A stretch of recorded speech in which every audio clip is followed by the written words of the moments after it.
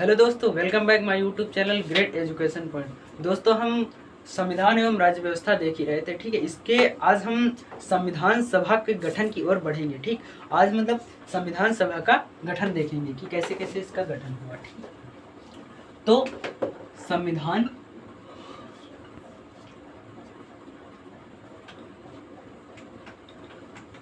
सभा का गठन। ठीक, खींच गई है। संविधान सभा का गठन, ये किसका पॉइंट है? संविधान एवं राज्य व्यवस्था। ठीक, तो संविधान सभा का गठन कैसे हुआ? ठीक, तो भारत में एक ब्रिटिश मंत्रिमंडल आया। ठीक, भारत में ब्रिटिश मंत्रिमंडल आया। ब्रिटिश मंत्रिमंडल, ब्रिटिश मंत्रिमंडल आया, जिसमें 3 सदस्य थे। 3 सदस्य। इसे कैबिनेट मिशन का नाम दिया गया। Cabinet mission. इसी के द्वारा भारत का जो संविधान, भारतीय संविधान सभा का गठन हुआ। मतलब कैबिनेट मिशन के द्वारा ही संविधान सभा का गठन किया गया। ठीक, इसे याद रखना। कैबिनेट मिशन में 3 सदस्य थे। वो कौन कौन से? तो एक पैंथिक लॉरेंस था। Pethick Lawrence. एक थे एवी अलेक्जेंडर।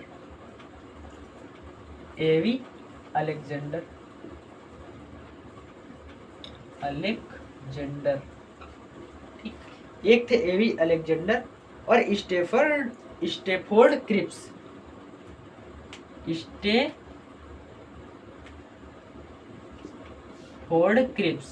ये 3 सदस्य थे। इस कैबिनेट मिशन में 3 सदस्य थे। मतलब 3 सदस्य लिखा है। भारत में ब्रिटिश मंत्रिमंडल आया जो 3 सदस्य का था, जिसे हम कैबिनेट मिशन का नाम दिया। ठीक है, कैबिनेट मिशन जिसे कहा गया। इसमें 3 सदस्य कौन कौन थे? एक था पैंथिक लॉरेंस, जो इसका अध्यक्ष था। इस मिशन का जो अध्यक्ष था वो पैंथिक लॉरेंस था। ठीक है, और 2 और कौन से सदस्य थे? एक एवी अलेक्जेंडर था, एक स्टेफोर्ड क्रिप्स था। ठीक है, इसका उद्देश्य क्या था? देखो, अब अगर ये कैबिनेट मिशन या कोई भी मिशन आता है तो उसका कोई ना कोई उद्देश्य होता है, ऐसे थोड़ी आएगा। तो इसका उद्देश्य क्या था? ठीक, इसका उद्देश्य क्या था? इसका उद्देश्य था भारत में संविधान सभा का गठन। क्या था इसका उद्देश्य? पहला उद्देश्य क्या था? सबसे मुख्य मतलब इसका मुख्य उद्देश्य यही था कि भारत में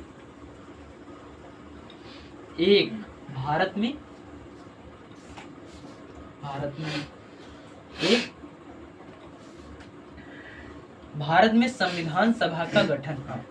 भारत में संविधान सभा का गठन सबसे मुख्य यही उद्देश्य था। ठीक है, दूसरा क्या था? भारत में अंतरिम सरकार का गठन। ठीक, अब ये अंतरिम क्या चीज है?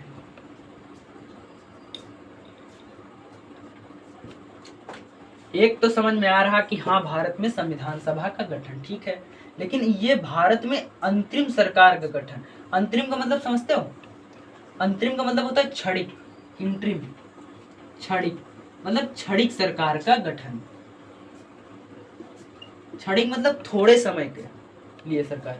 अब 1946 में अब संविधान सभा का जब गठन होगा, उसके बीच में जो समय है, कुछ तो टाइम लगेगा। संविधान सभा तुरंत गठकर तुरंत सरकार तो बन नहीं जाएगी। तो जो उस टाइम पर जो सरकार करे, मतलब जो सरकार भारत की जो व्यवस्था देखेगी, तो वह अंतिम सरकार देखेगी। ठीक है, उस वक्त मतलब जो व्यवस्था देखेंगे, संविधान सभा का गठन हो रहा था। तो इसका उद्देश्य क्या था? संविधान सभा का गठन और अंतरिम सरकार का गठन, ठीक है। और भारत में संविधान सभा का विचार, अब देखो इसकी जर्नी क्या रही, संविधान सभा के गठन की जर्नी क्या रही। संविधान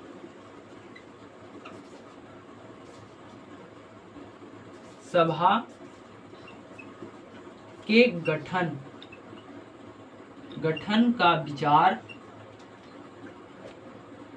का विचार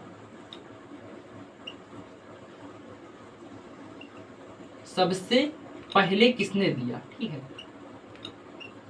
ये क्वेश्चन एक तरह से बन रहा है, किसने दिया, तो इसे याद रखना कि एम.एन. रॉय ने दिया।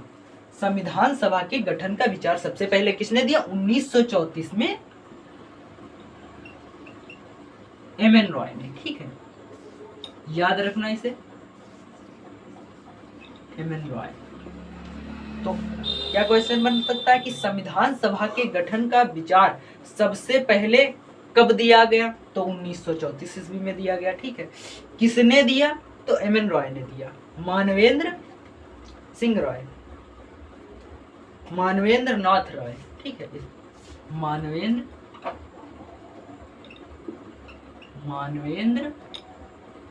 नाथ रॉय, इनका यह पूरा नाम है, ठीक है, याद रखना। अगला पॉइंट हमारा क्या है कि कांग्रेस ने 1935 में पहली बार संविधान सभा के कांग्रेस ने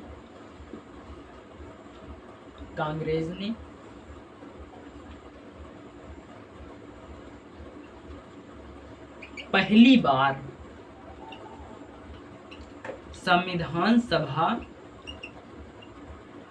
सभा के गठन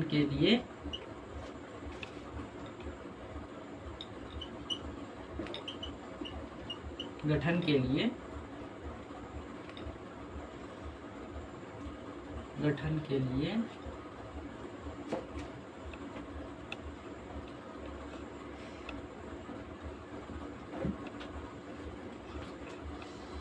कांग्रेस ने पहली बार संविधान सभा के गठन के लिए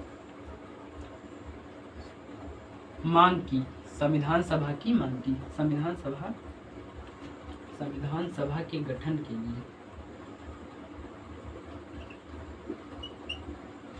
के लिए मांग की, ठीक है, ये पॉइंट याद रखना। कब मांग की इसकी? 1935 ईस्वी में, ठीक है। तो इस स्लाइड को याद कर लेना। भारत में ब्रिटिश मंत्रिमंडल आए जो 3 सदस्य थे, जिसे कैबिनेट मिशन कहते थे, ठीक है। इसमें 3 सदस्य कौन से थे? एक पैंथिक लॉरेंस था, एक ए.वी. अलेक्जेंडर, एक स्टेफोर्ड क्रिप्स था, ठीक है। और इसका उद्देश्य क्या था? इसका उद्देश्य था संविधान सभा का गठन करना। दूसरा इसका उद्देश्य था भारत में एक अंतिम सरकार का गठन करना, मतलब क्षणिक सरकार का गठन करना। संविधान सभा के गठन के विचार, जो संविधान सभा का जो गठन का विचार था, वो सबसे पहले एम.एन. रॉय ने कहा।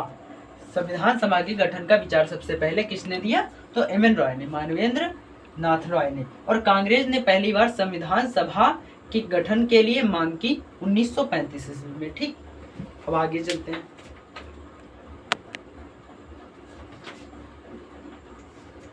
देखो 1935 में कांग्रेस ने संविधान सभा की मांग की थी, और 1938 में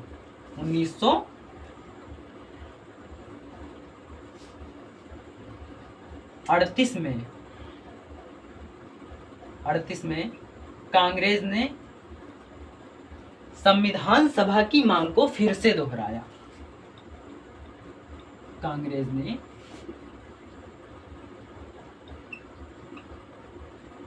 संविधान सभा की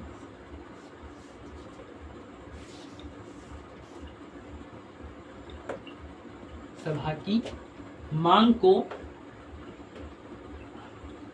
फिर से दोहराया, ठीक है, याद रखना इसे कि कांग्रेस ने दोबारा संविधान सभा की मांग को कब दोहराया? तो 1938 में दोहराया। फिर से दोहराया। ठीक, 1938 में कांग्रेस ने संविधान सभा की मांग के लिए फिर से दोहराया। ठीक, और 1940 में 1940 के अगस्त प्रस्ताव में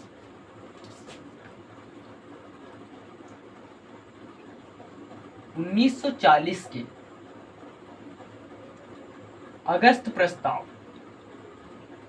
अगस्त प्रस्ताव में ब्रिटिश सरकार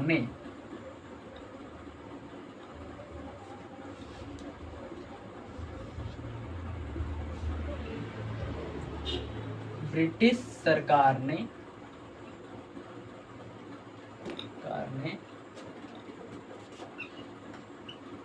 इस मांग को स्वीकार कर लिया। ठीक है, कर लिया। 1940 के अगस्त प्रस्ताव में ब्रिटिश सरकार ने इस मांग को स्वीकार कर लिया। ठीक है, ठीक है। और उस वक्त क्या कह रहे थे, जो अगस्त प्रस्ताव था उसमें भारत में दो संविधान, दो राष्ट्र सिद्धांत और दो संविधान सभाएं, दो संविधान और दो राष्ट्र सिद्धांत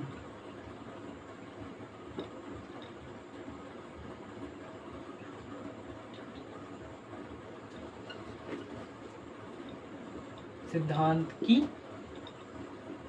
मांग कर रहे थे। ठीक,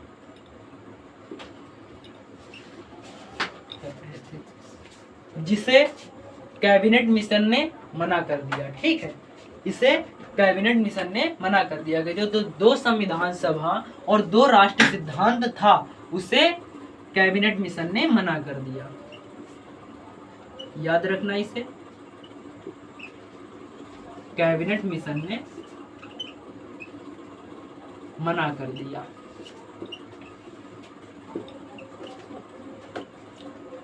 वेरी इंपॉर्टेंट।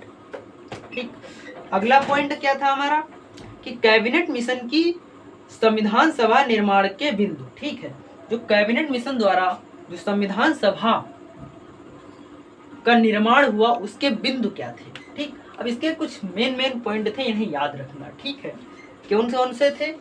सबसे पहला क्या था कि आखिर ये कैबिनेट मिशन आया क्यों, कोई तो इसका मुख्य उद्देश्य होगा। तो इसका उद्देश्य क्या था, संविधान सभा का गठन करना और दूसरा भारत में एक अंतरिम सरकार का गठन करना। ठीक है, भारत में एक अंतरिम सरकार का गठन करना।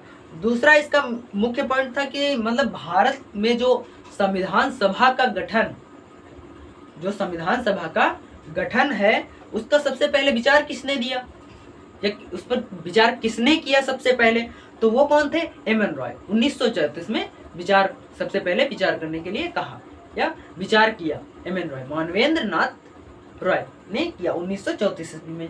तो कांग्रेस ने 1935 में पहली बार संविधान सभा के निर्माण के लिए मांग की। ठीक है, संविधान सभा के निर्माण के लिए संविधान सभा की मांग की।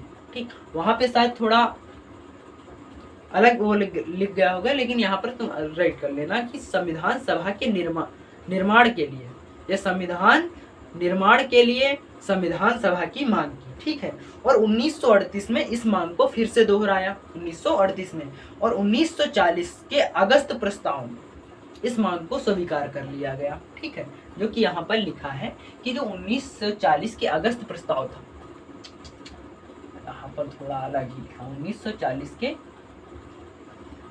अगस्त प्रस्ताव में,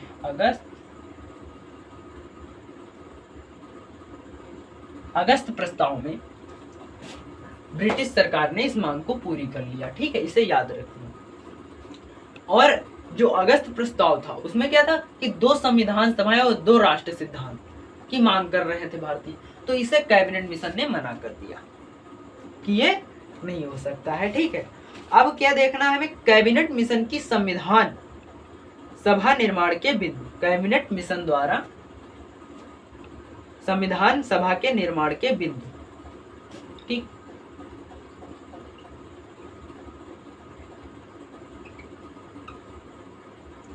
संविधान सभा के निर्माण, संविधान सभा के निर्माण के बिंदु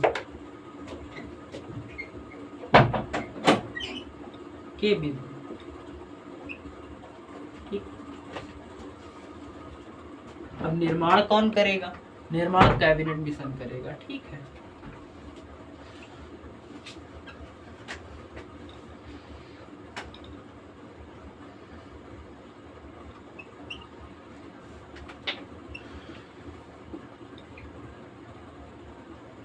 कैबिनेट मिशन संविधान सभा के निर्माण के बिंदु। तो संविधान सभा का निर्माण कौन करेगा? इस वक्त तो कैबिनेट मिशन करेगा, वही आया है इसलिए। ठीक, तो संविधान सभा का निर्माण का तरीका अप्रत्यक्ष तरीके से था। जो संविधान सभा के निर्माण का तरीका, आसान भाषा में एकदम लिख लो, तरीका क्या था? निर्माण का, संविधान सभा के निर्माण का तरीका अप्रत्यक्ष तरीका, अप्रत्यक्ष तरीका। ठीक है, एक साधारण लैंग्वेज है। और दूसरा क्या था? संविधान सभा चुनी गई प्रांतों के विधानसभा के सदस्यों द्वारा। क्या था? इसका मतलब क्या है?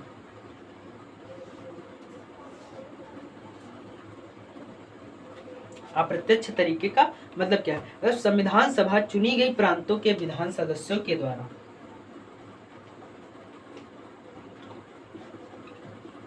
संविधान सभा चुनी गई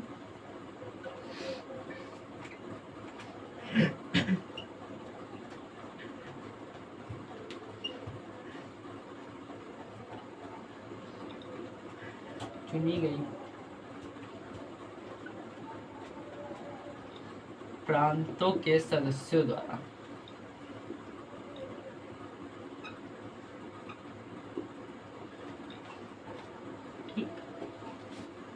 अप्रत्यक्ष तरीका है संविधान सभा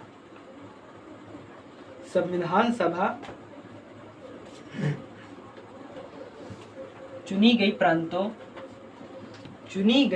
प्रांतों के सदस्यों द्वारा। ठीक है, तो चुनी गई प्रांतें कितनी थी? टोटल सीट कितनी थी?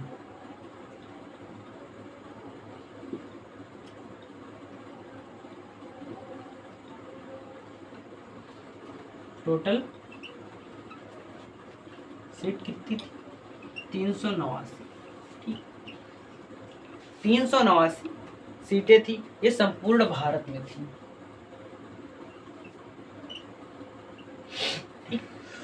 389 में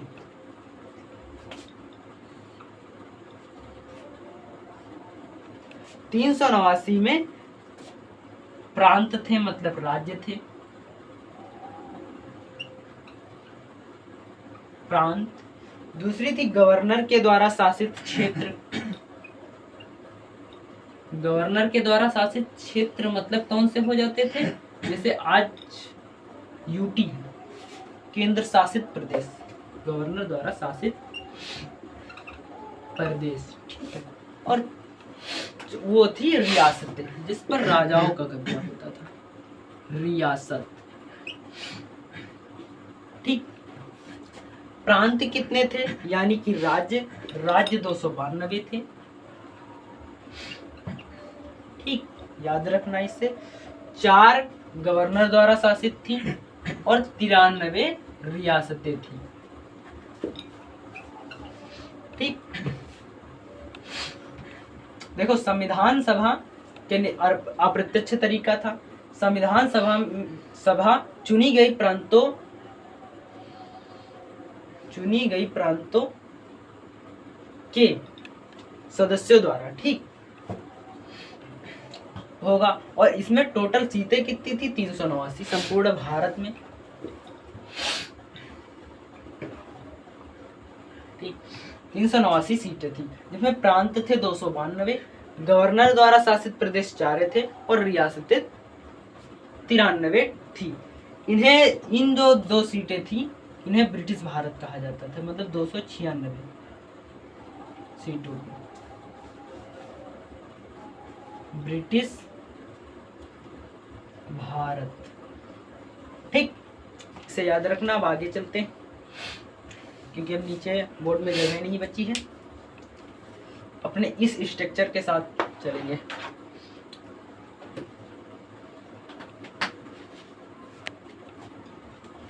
तो दोस्तों क्या हम पढ़े थे? टोटल सीटें कितनी थी?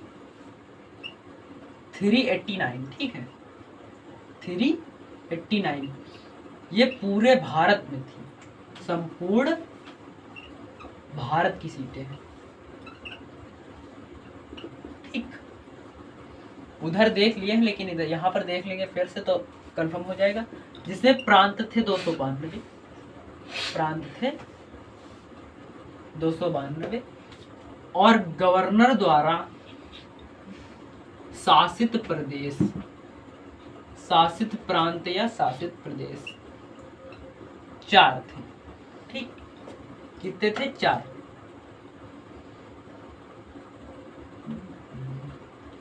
थे। और रियासत कितनी थी? 93, ठीक है।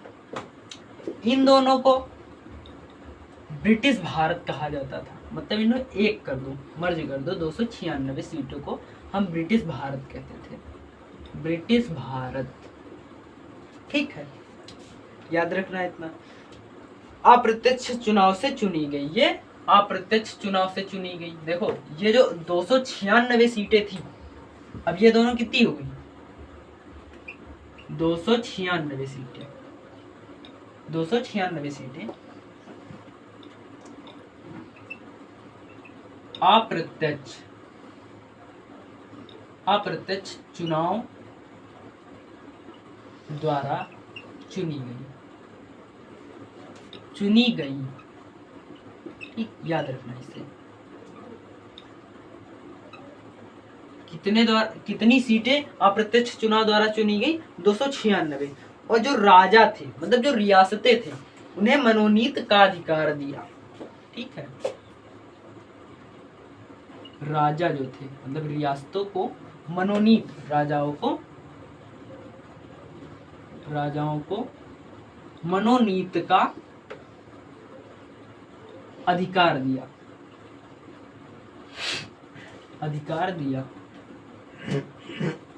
अब वो राजा थे भाई, उनसे कहा जाता कि आप ये साइन करो, तो वो जल्दी नहीं करते थे। उन्हें मनोनीत का ऑप्शन दिया गया कि आप मतलब इसमें साइन कर सकते हैं और इस संपूर्ण भारत में संविधान सभा के गठन में आ सकते हैं। लेकिन इसमें बाद में 3 राजाओं ने भड़के, तो वो हम सब बाद में देखेंगे, ठीक। इसका आधार क्या था? जो दोस्तों 389 सीटें थी, इसका आधार क्या था ये देख लेते हैं, बाकी बाद में कल हम देखेंगे, ठीक है। आधार क्या था? 10 लाख जनसंख्या पर 1 सीट थी, ठीक है। आधार क्या था? मतलब इस 389 सीटों का आधार क्या था? 10 लाख जनसंख्या पर 1 सीट थी। अब उस समय जनसंख्या कितनी थी उसका अनुमान लगा सकते हो कि 10 लाख पर 1 सीट थी, तो 389 होंगी तो उससे गुणा कर दो, 10 लाख का सीट आते हैं, मतलब जनसंख्या तक की निकल सकती है, ठीक है। तो दोस्तों अब इसका हम रिजल्ट देख लेते हैं, ठीक है। तो इसमें पार्टी कौन कौन सी थी? पार्टी का 2 ही पार्टी तगड़ी थी, बाकी अदर में कर देंगे। एक कांग्रेस थी, दूसरी थी मुस्लिम लीग और बाकी अदर, ठीक। 208 वोट कांग्रेस को मिली इसमें, ठीक है। मुस्लिम लीग को 73 वोट मिली, ठीक। और 15 अदर को, ठीक। बस इसे याद रखना। और किस आधार पर इनको आरक्षण मिला, सिख ईसाई आदि को आरक्षण मिला था, एंग्लो इंडियन को आरक्षण मिला, और कौन कौन सी डेट हैं सारी हम कल देखेंगे। ठीक है, तो आज के लिए इतना ही। उम्मीद कर सकता हूँ आप लोगों को क्लास पसंद आई होगी। तो अगर क्लास अच्छी लगी हो तो क्लास को लाइक करें और हमारे चैनल को सब्सक्राइब करें। धन्यवाद।